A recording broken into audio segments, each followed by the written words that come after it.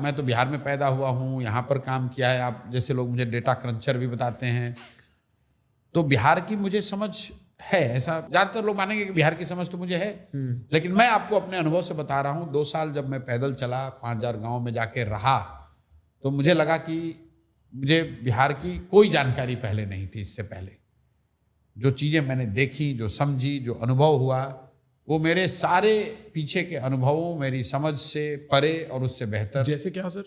बहुत सारी चीज़ें जो मैंने आपको बात बताई कि बिहार जितना आंकड़ों में गरीब दिखता है, उससे बहुत ज़्यादा गरीब और बदहाल है। जब आप किसी महिला से मिलते हैं और वो बताती है, 65 साल की महिला, कि मेरा वृद्धावस्था पेंशन 400 रुपये महीना है, और आप उसके झोपड़ी में बैठते हैं या उसका जो टीन के शेड का घर है, घर क्या है मतलब एक रहने का आसरा है, तो आप ये विजुलाइज करने की, समझने की कोशिश करते हैं कि इस महंगाई के ज़माने में 400 रुपये में लोग रहते कैसे हैं। उसी में उसको कपड़ा भी पहनना है, उसी में उसको दवा भी लेनी है, उसी में उसको खाना भी खाना है, उसके बच्चे नहीं हैं, उसको बच्चों ने निकाल दिया है। 400 रुपये में, और पूरे महीना वो महिला ये ताक में इंतजार में रहती है कि वो 400 रुपये आएगा तो ये काम करूंगी। जब आप इस चीज़ को फील करते हो सामने, वो किसी डेटा, किसी आंकड़े, किसी आर्टिकल से आप नहीं सीख सकते हो। जब मैं पैदल चल रहा था, गांव के गांव सिर्फ आपको महिलाएं और बूढ़े और बच्चे मिलेंगे। क्यों? क्योंकि युवा गांव में है ही नहीं, सारे लोग पलायन कर गए। तो सिर्फ आंकड़ों में समझना कि बिहार से बहुत बड़े स्तर पर पलायन होता है, और गांव में जब आप जाते हैं और देखते हैं कि 60, 70, 80% लोग उनके घर के युवा हैं ही नहीं, तो वो जो दर्द है, वो जो कष्ट है, आप जरा अंदाजा लगाइए। आपने अपनी उम्र 30 बताई, मुझे पता नहीं आपकी शादी है कि नहीं, लेकिन सामान्य मध्यम वर्गीय परिवार में किसी का पति अगर 2-4-10 दिन बाहर जाता है, कहता है भाई 10 दिन बाहर गया है, परिवार छोड़कर आया है। लोग मुझे बताते हैं भाई बहुत बड़ा सेक्रीफाइस कर रहे हैं, 3 साल से परिवार छोड़कर बिहार में रह रहे हैं। लेकिन बिहार में जो ये गरीब परिवार के लोग हैं, गरीब परिवार हैं, इनके जीवन की नियति समझिए।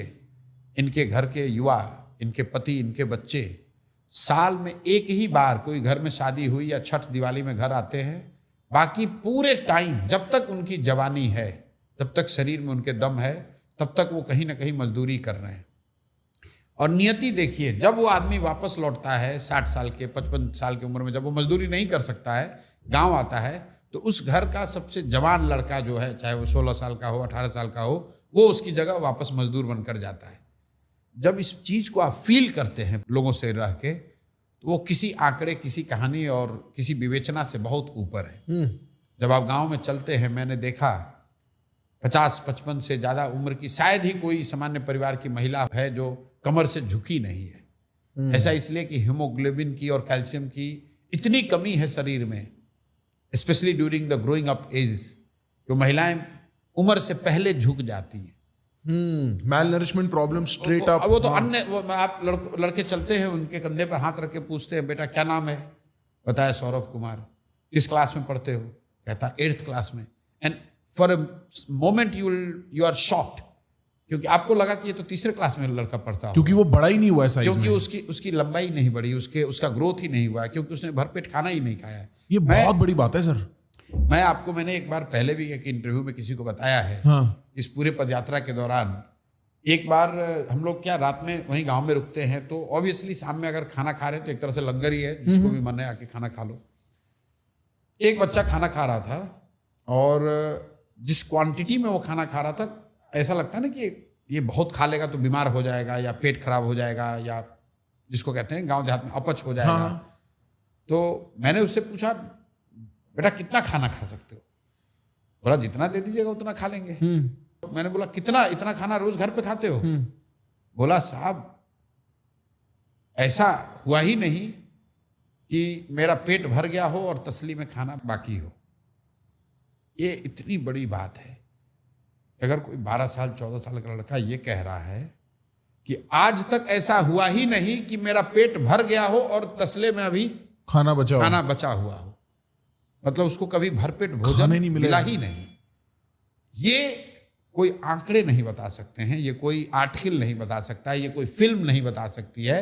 जब आप जाते हैं और समाज में रहते हैं, कम से कम मेरे जैसे व्यक्ति के लिए this has been the learning, this has been the eye opener, this has been something that has change the life.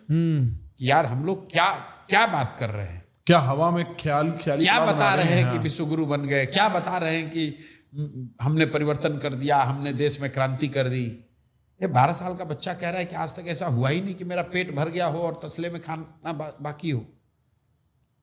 ये स्थिति है बिहार में। आज भी 100 में 80 लोग दिन में 100 रुपया नहीं कमाते। आप अंदाजा लगाइए। कई लोग बहस करता है ऐसा कैसे है, मजदूर का मजदूरी 300 है, 100 रुपया कैसे नहीं कमाता है। अरे भाई बेवकूफ, अगर एक व्यक्ति मजदूरी करके 300 रुपये कमा भी रहा है तो उसकी पत्नी है, 3 बच्चे हैं, 5 लोग में 100 रुपया कितना पड़ा, 300 रुपया 60 रुपया पड़ा। और वो भी उसको 30 दिन मजदूरी नहीं मिलती है, 15 दिन मजदूरी मिली तो उसको हर व्यक्ति पर कितना पड़ा, 30 रुपया पड़ा। 100 में 80 लोग दिन का 100 रुपया नहीं कमा रहे हैं बिहार में, और हम लोग बड़ी बड़ी बात कह रहे हैं। और इसके लिए हम लोग जिम्मेवार हैं सारे। मैं मानता हूं हमारे जैसे लोग भी जिम्मेवार हैं, क्योंकि हमने वो कोशिश, हमने वो प्रयास नहीं किया। हम लोग इसी व्यवस्था से आगे निकल गए। जो हम लोग के भाई, हम लोग के फेलो सिटीजन्स पीछे छूट गए, उनको हाथ पकड़कर आगे खींचने की जिम्मेवारी हम लोग की है। और यही राजनीति है मेरे लिए, इसलिए ये कर रहे हैं।